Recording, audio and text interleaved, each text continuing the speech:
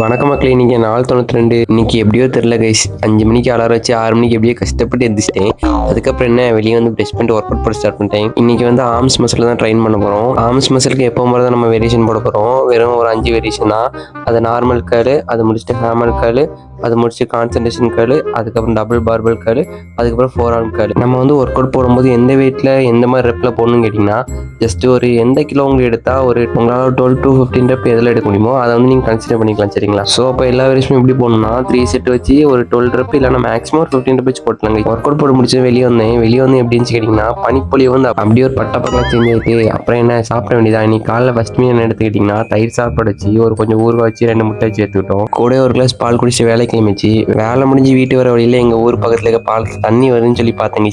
அது வந்து கொஞ்ச நாளுக்கு அப்புறம் தண்ணி வந்துச்சு, நல்லா இருந்துச்சு. அப்புறம் அங்கேருந்து நேராக வீட்டுக்கு வந்தாச்சு. வீட்டுக்கு வந்து ஒரு கப் டீயை குடிச்சிட்டு அப்புறம் ஸ்நாக்ஸ் வந்து ஒரு கிழங்கு சிப்ஸ் சாப்பிட்டேன். அதுக்கப்புறம் நைட்டு சாப்பாடு என்ன சாப்பிட்டேன்னு கேட்டிங்கன்னா, சூடான மீன் குழம்பு நல்லா சாப்பிட்டு இன்னைக்கு முடிச்சிருங்க.